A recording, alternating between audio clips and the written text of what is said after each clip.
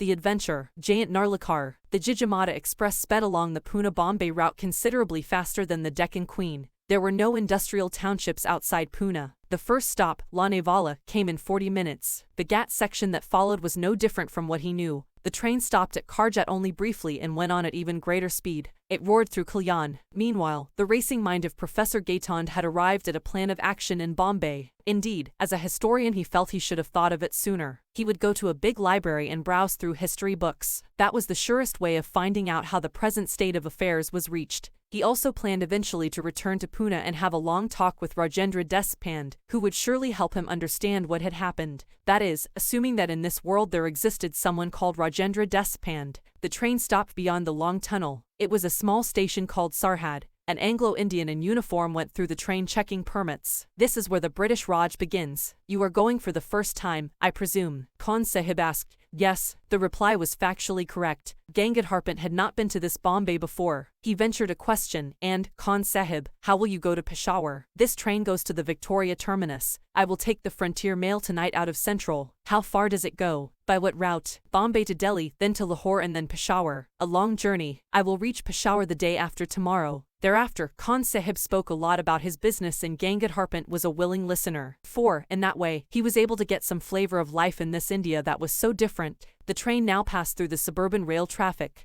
The blue carriages carried the letters, GBMR, on the side. Greater Bombay Metropolitan Railway, explained Khan Sahib. See the tiny Union Jack painted on each carriage. A gentle reminder that we are in British territory. The train began to slow down beyond Dadar and stopped only at its destination, Victoria Terminus. The station looked remarkably neat and clean. The staff was mostly made up of Anglo-Indians and Parsis along with a handful of British officers. As he emerged from the station, Gangadharpant found himself facing an imposing building. The letters on it proclaimed its identity to those who did not know this Bombay landmark. East India House headquarters of the East India Company. Prepared as he was for many shocks, Professor Gaitonde had not expected this. The East India Company had been wound up shortly after the events of 1857, at least, that is what history books said. Yet, here it was, not only alive but flourishing. So, history had taken a different turn, perhaps before 1857. How and when had it happened? He had to find out. As he walked along Hornby Road, as it was called, he found a different set of shops and office buildings. There was no handloom house building. Instead, there were Boots and Woolworth departmental stores, imposing offices of Lloyd's, Barclays and other British banks, as in a typical high street of a town in England.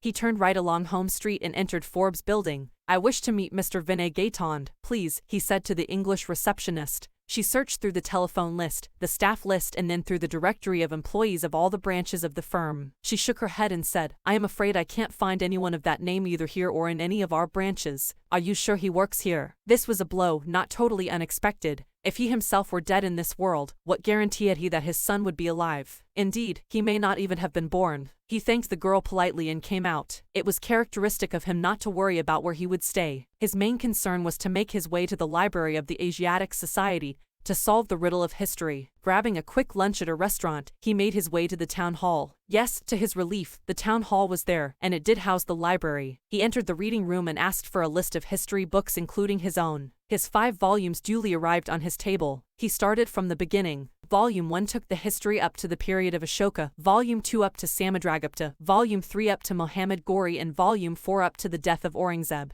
Up to this period history was as he knew it. The change evidently had occurred in the last volume. Reading Volume 5 from both ends inwards, Gangadharpant finally converged on the precise moment where history had taken a different turn. That page in the book described the Battle of Panipat, and it mentioned that the Marathas won it handsomely. Abdali was routed and he was chased back to Kabul by the triumphant Maratha army led by Sadashivrao Bal and his nephew, the young Vishwasrao. The book did not go into a blow-by-blow account of the battle itself. Rather, it elaborated in detail its consequences for the power struggle in India. Gangadharpant read through the account avidly. The style of writing was unmistakably his, yet he was reading the account for the first time. Their victory in the battle was not only a great morale booster to the Marathas, but it also established their supremacy in northern India. The East India Company, which had been watching these developments from the sidelines, got the message and temporarily shelved its expansionist program. For the Peshwas, the immediate result was an increase in the influence of Basaheb and Vishwasrao, who eventually succeeded his father in 1780 AD.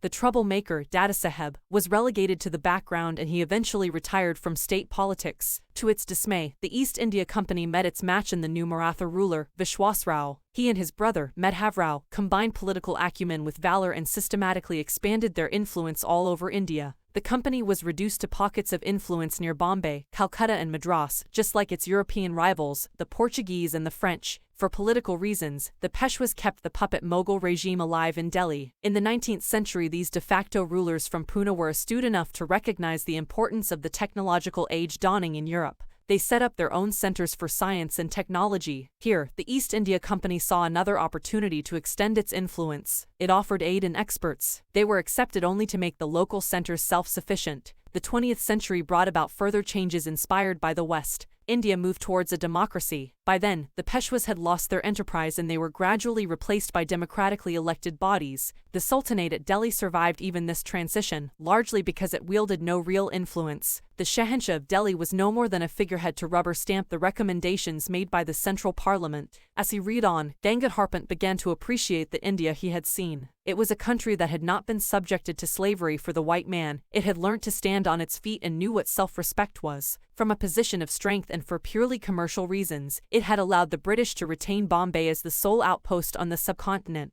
That lease was to expire in the year 2001, according to a treaty of 1908. Gangadharpant could not help comparing the country he knew with what he was witnessing around him. But, at the same time, he felt that his investigations were incomplete. How did the Marathas win the battle? To find the answer he must look for accounts of the battle itself. He went through the books and journals before him. At last, among the books he found one that gave him the clue. It was Basahebanshi Bakar. Although he seldom relied on the Bakars for historical evidence, he found them entertaining to read. Sometimes, buried in the graphic but doctored accounts, he could spot the germ of truth. He found one now in a 3-line account of how close Vishwasrao had come to being killed, and then Vishwasrao guided his horse to the melee where the elite troops were fighting and he attacked them. And God was merciful. A shot brushed past his ear. Even the difference of a till would have led to his death. At 8 o'clock the librarian politely reminded the professor that the library was closing for the day. Gangadharpant emerged from his thoughts. Looking around he noticed that he was the only reader left in that magnificent hall. "I beg your pardon, sir. May I request you to keep these books here for my use tomorrow morning?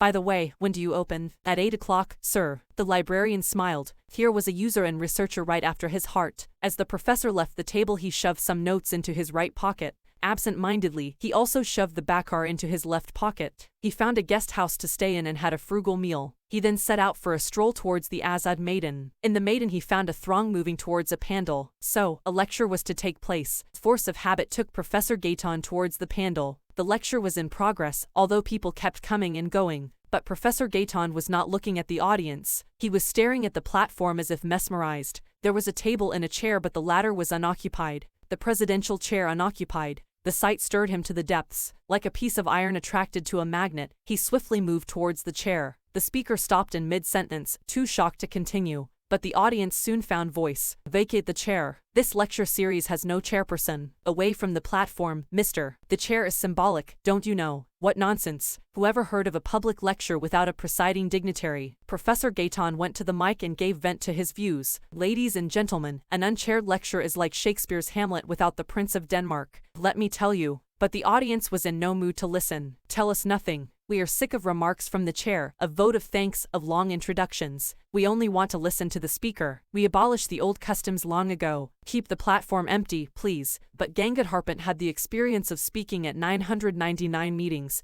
and had faced the Pune audience at its most hostile. He kept on talking. He soon became a target for a shower of tomatoes, eggs and other objects, but he kept on trying valiantly to correct this sacrilege. Finally, the audience swarmed to the stage to eject him bodily, and, in the crowd Gangadharpant was nowhere to be seen. "That is all I have to tell, Rajendra. All I know is that I was found in the Azad Maidan in the morning. But I was back in the world I am familiar with. Now, where exactly did I spend those 2 days when I was absent from here?" Rajendra was dumbfounded by the narrative. It took him a while to reply. "Professor, just prior to your collision with the truck, what were you doing?" Rajendra asked. "I was thinking of the catastrophe theory and its implications for history." "Right, I thought so." Rajendra smiled. "Don't smile smugly, in case you think that it was just my mind playing tricks and my imagination running amok. Look at this." And, triumphantly, Professor Gaitan produced his vital piece of evidence, a page torn out of a book. Rajendra read the text on the printed page and his face underwent a change. Gone was the smile and in its place came a grave expression. He was visibly moved.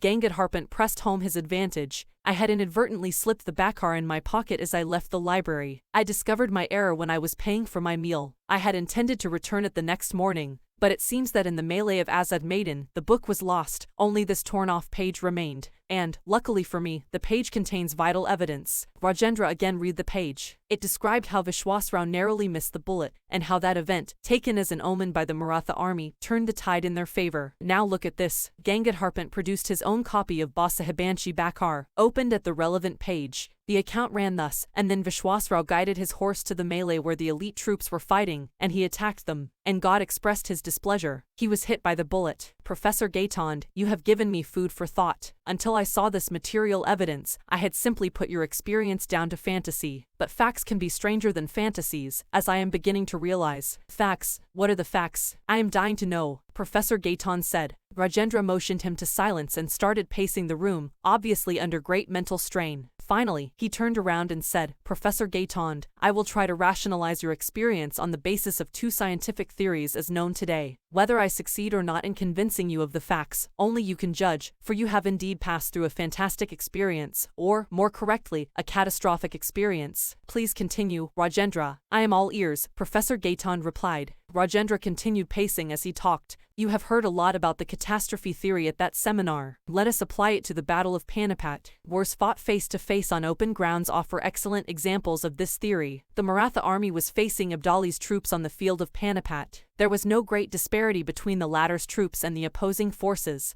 Their armor was comparable, so a lot depended on the leadership and the morale of the troops. The juncture at which Vishwasrao, the son of an heir to the Peshwa, was killed proved to be the turning point. As history has it, his uncle, Basaheb, rushed into the melee and was never seen again. Whether he was killed in battle or survived is not known, but for the troops at that particular moment, that blow of losing their leaders was crucial. They lost their morale and fighting spirit. There followed an utter rout. Exactly, Professor. And what you have shown me on that torn page is the course taken by the battle when the bullet missed Vishwasrao, a crucial event gone the other way. And its effect on the troops was also the opposite. It boosted their morale and provided just that extra impetus that made all the difference, Rajendra said. Maybe so. Similar statements are made about the Battle of Waterloo, which Napoleon could have won. But we live in a unique world which has a unique history. This idea of it might have been as okay for the sake of speculation, but not for reality, Gangadharpan said. I take issue with you there. In fact, that brings me to my second point which you may find strange, but please hear me out, Rajendra said. Gangadharpan listened expectantly as Rajendra continued. What do we mean by reality? We experience it directly with our senses or indirectly via instruments. But is it limited to what we see? Does it have other manifestations? That reality may not be unique has been found from experiments on very small systems, of atoms and their constituent particles. When dealing with such systems, the physicists discovered something startling. The behavior of these systems cannot be predicted definitively even if all the physical laws governing those systems are known. Take an example. I fire an electron from a source. Where will it go? If I fire a bullet from a gun in a given direction at a given speed, I know where it will be at a later time. But I cannot make such an assertion for the electron. It may be here, there, anywhere. I can at best quote odds for it being found in a specified location at a specified time. The lack of determinism in quantum theory. Even an ignoramus historian like me has heard of it, Professor Gaitonde said. So, imagine many world pictures. In one world the electron is found here, in another it is over there, in yet another it is in a still different location. Once the observer finds where it is, we know which world we are talking about. But all those alternative worlds could exist just the same. Rajendra paused to marshal his thoughts. But is there any contact between those many worlds? Professor Gaitonde asked. Yes and no. Imagine 2 worlds, for example. In both an electron is orbiting the nucleus of an atom, like planets around the sun. Gangadharpan interjected. Not quite. We know the precise trajectory of the planet. The electron could be orbiting in any of a large number of specified states. These states may be used to identify the world. In state number 1 we have the electron in a state of higher energy. In state number 2 it is in a state of lower energy. It can make a jump from high to low energy and send out a pulse of radiation. Or a pulse of radiation can knock it out of state number 2 into state number 1. Such transitions are common in microscopic systems. What if it happened on a macroscopic level? Rajendra said. I get you. You are suggesting that I made a transition from one world to another and back again. Gangadharpan asked. Fantastic though it seems, this is the only explanation I can offer. My theory is that catastrophic situations offer radically different alternatives for the world to proceed. It seems that so far as reality is concerned, all alternatives are viable, but the observer can experience only one of them at a time. By making a transition, you were able to experience two worlds, although one at a time. The one you live in now and the one where you spent 2 days. One has the history we know, the other a different history. The separation or bifurcation took place in the Battle of Panipat. You neither traveled to the past nor to the future. You were in the present but experiencing a different world. Of course, by the same token there must be many more different worlds arising out of bifurcations at different points of time. As Rajendra concluded, Gangadharpan asked the question that was beginning to bother him most.